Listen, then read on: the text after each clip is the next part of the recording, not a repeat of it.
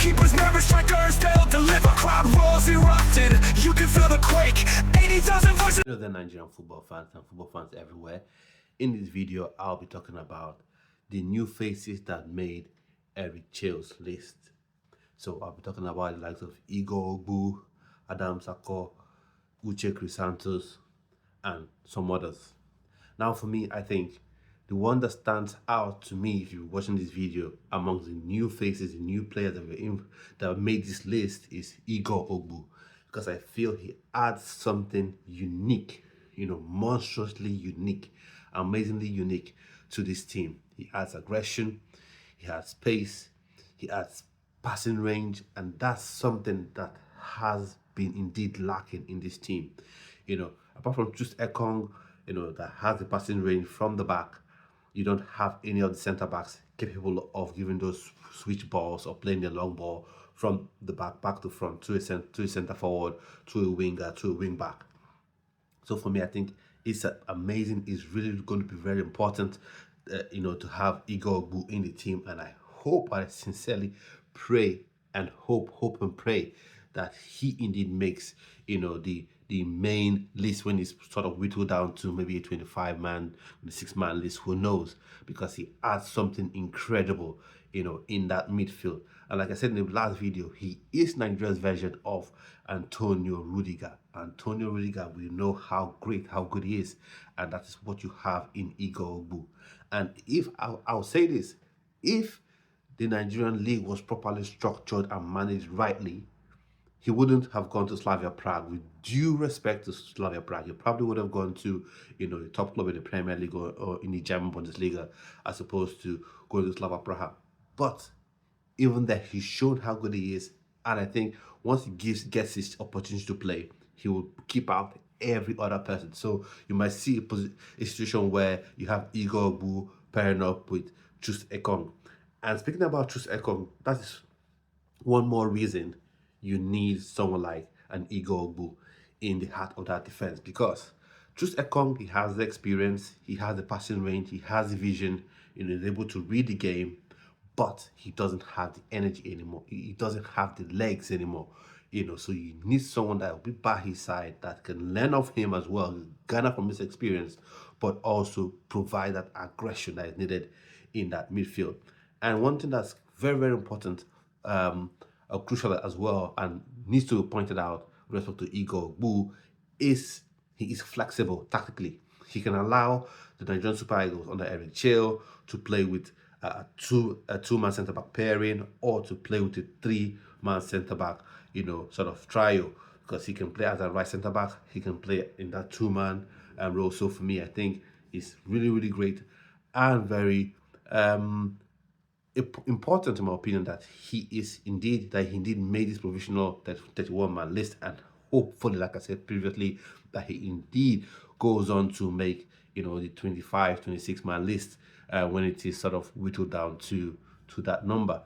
And then speaking about the next person, Uche Crisantos. Uche Crisantos for me is another player that I've been longing for, to play for the Nigerian Super Eagles, to get his call up. And he's been called up, and I sincerely hope again that he makes the list, because he is phenomenal. He's been phenomenal for Getafe. He's one of their best players. The team plays through him, and for a team to play through a central midfielder that's not so much of a deep line playmaker, that tells you how important he is. Some people have been going around with this fantasy, with this fantastical tale that, Crisantos Uche Crisantos is a striker. He is not a striker. The same way Kai Havertz is not a striker. The same way Caicedo is not a right back. So he is not a striker. Sometimes coaches do these tactical tweaks where they push a midfielder, to be the furthest person, upwards towards the attack. But that doesn't mean the person is a striker. Sometimes you have a midfielder play as a false nine. That does not mean the player is a striker. So for me, Uche Crisantos, he has that box-to-box energy. He has an eye for a pass, and he has more technical ability than he's giving credit for. Though I feel Ebenezer Akinsimiro is a better sort of controller of the game in terms of popping the ball around, but don't get me wrong, Uche Santos is an absolute monster in the midfield, and he would contribute a lot to Nigerian Super Eagles, especially if you play with a three-man central midfield. Three-man central midfield, he would really be very good in there as well. And like I said, with Igoh Ogbu, he also gives Nigerian Super Eagles the opportunity to be flexible because he can be in that two-man central midfield pairing if you decide to go with a Rafa Medika and a Uche Crisanto, for instance. I think he would suit that perfectly because he has the energy to go both ways. He's got a technique, so he can attack and defend in equal measure without the team losing out on anything or losing out on any aspect. Because sometimes you have some midfielders, you have them in there because they're so creative, but off the ball, they can't offer you anything. But Uche Crisantos can offer the defensive side of the game as well as the defensive side, so offense and defensive side of the game. I think he has that on lockdown, and I think he would bring that to bear in the game versus Rwanda and Zimbabwe if he is indeed given the opportunity to play. And then we go on to Akor Adams. For me, Akor Adams should make this list. I know Cyril Dessas has been scoring goals for Rangers, but once again, I said this: style makes games. Style makes teams. Style makes players in a team. And Cyril Dessas, I don't think he's got that engine. I don't think he's got that athletic ability. I don't think he's got that ability to constantly press, because the way Eric Chelle wants to play, the two strikers will definitely be leading the press, will definitely be instigating the press. And you don't want a situation where you're having your Victor Osimhen doing all the pressing and then you have Cyril Dessas just floating around. You want both strikers to equally apply pressure on the opposition back line. So for me, Cyril Dessas should miss out on this one, and then Akor Adams and Victor Boniface, Victor Osimhen, should be the ones that actually make it and they're striking in the strikers role, especially if you're going for that 4-3-1-2 formation. And even if you want to go with a lone striker, and yet again, like what I said with Igoh Ogbu, like what I said with Uche Crisantos, Akor Adams gives you that flexibility as well. He can be a bit of a battering ram like Victor Osimhen. He can give you that pressing. He can run the channels.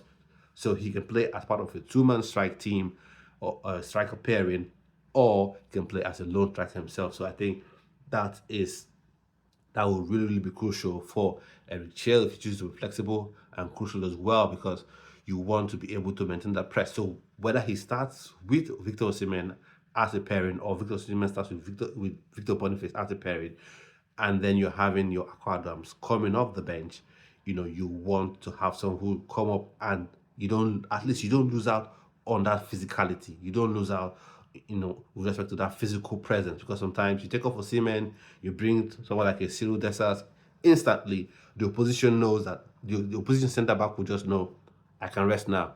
I'm being given a breather because no one is going to put that pressure on me. But Akor Adams can press for days. He's a willing presser, and also he is good on the ball. He has skills on the ball. You need to watch him play, and he indeed can get you those goals. So for me, he can run the channels as well. And one thing I always talk about in football is balance.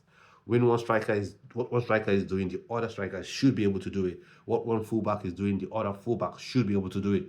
As opposed to one striker pressing and the other striker being unable to press.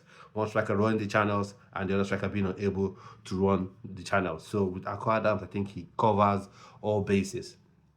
I'll make life a lot easier for a Victor Osimhen or maybe even a Victor Boniface. So who knows? So for me, these players have got to start. So for me, these are the three new faces that I think should definitely make the final list, in my opinion. Eric Chelle, if you don't put these guys in the team, then I'll begin to look at you sideways. But hopefully they make the team, and let's see how that goes. So thanks for watching. Thanks for those who've been subscribing to the channel, who've been sharing this video, and been supported in one way or the other. I really appreciate what you're doing. So I'll see you yet on another video. So stay well and stay blessed.